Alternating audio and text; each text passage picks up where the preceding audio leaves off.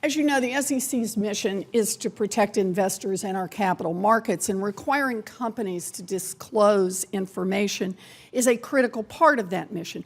Publicly traded companies may not like disclosing potentially embarrassing or damaging information, but the SEC's job is to look out for investors, not for big companies. Now, there's a lot you could be doing to protect investors. There are still 20 mandatory Dodd-Frank rules from 2010 that the SEC hasn't completed. And there are more than 1 million people, including countless investors and former SEC commissioners, pushing the agency to require publicly traded companies to disclose their political contributions.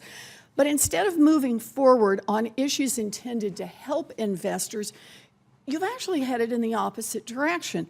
Since your first year in office, you've dedicated significant SEC time and resources to a project you invented and called the Disclosure Effectiveness Initiative. According to a 2013 speech you gave, your big idea behind this project is that the SEC might be requiring companies to disclose too much information, causing investors to suffer from something you call information overload. Now, I'm all for eliminating redundant disclosures or improving the ways that information is presented, but honestly, I have never heard of the concept of information overload in the context of investing in stocks. I've never heard of the idea that investors actually want less information that they're getting. So I have a pretty simple question. The SEC is an investor protection agency.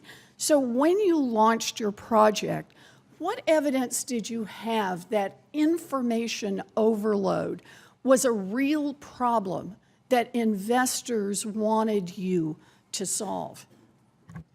It's an issue, Senator Warren, that the Commission has been looking at for really decades, among others, but the purpose of disclosure effectiveness, and by the way, it wasn't invented by me, it was basically in response to a congressional mandate to do a report that reviewed our entire I'm sorry, when was concept. this report that you're talking about? It was I think, presented to Congress, filed with Congress I think at the end of 2013. So are you, now wait, are you talking about the Jobs Act report? Yes. Because that one, I actually looked at that. Yeah. And what was asked of you was that the SEC review one subset of disclosures to see if that subset should be modified as they apply to one subset of companies, so-called emerging growth companies.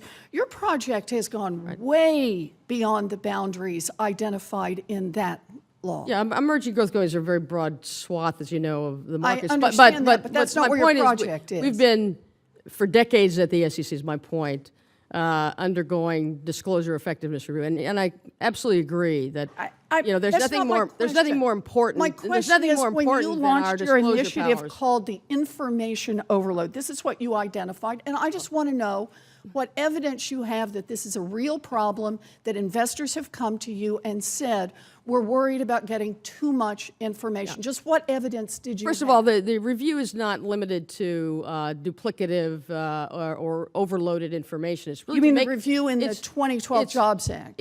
No, our review. It's meant to make disclosure more meaningful to investors.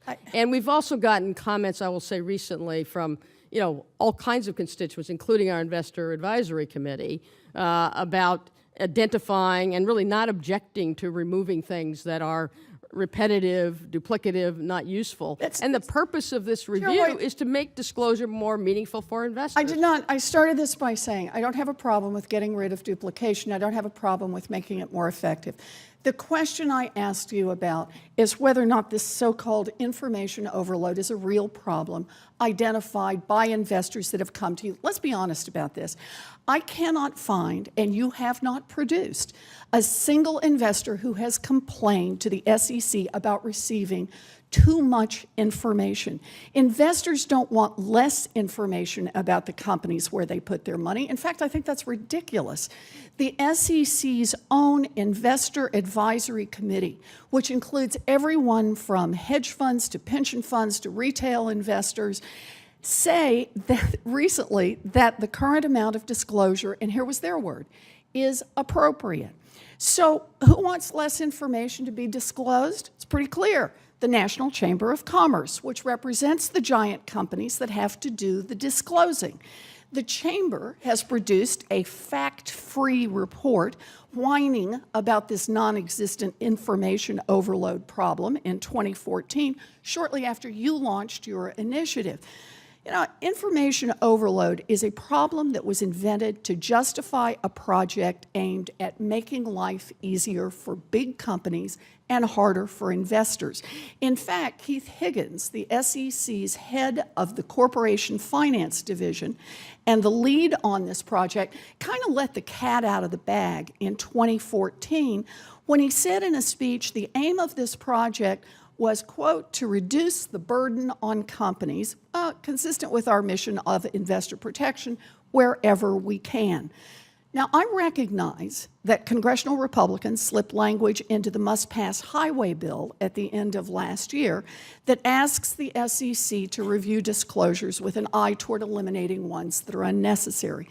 Of course, that doesn't justify the SEC dedicating resources to this project for 2 years before that, but nevertheless, given the views of your own Investor Advisory Committee that the current disclosures are appropriate, do you agree that the supposed information overload problem does not exist?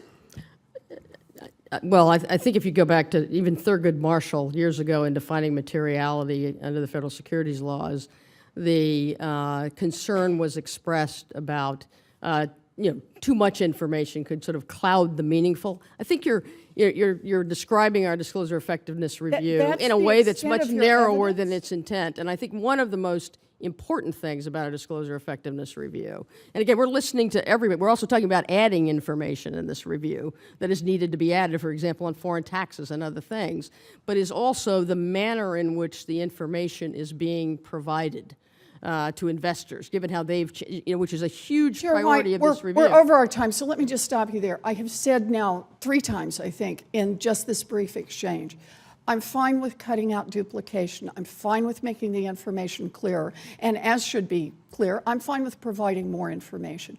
What I'm trying to identify is something that you specifically have targeted and talked about. I am frustrated that at your direction, the SEC has voluntarily spent 2 years trying to address a problem that you have no evidence exists.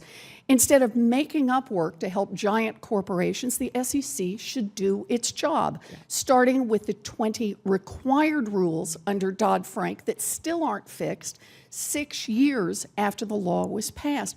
Your job is to look out for investors, but you've put the interests of the Chamber of Commerce and their big business members at the top of your priority list. A year ago, I called your leadership at the SEC extremely disappointing. Today, I am more disappointed than ever. Thank you, Mr. Chairman. And I'm disappointed in your disappointment and could not disagree anymore with your characterization of what we're trying to do to improve our disclosure regime for investors, to make it better. When you bring me evidence of this so-called information overload that you have initiated, then we can have more conversation I would suggest reading the SK concept release for the range of issues we are addressing, including that. Well, I'd like to see some evidence that there really is a problem here.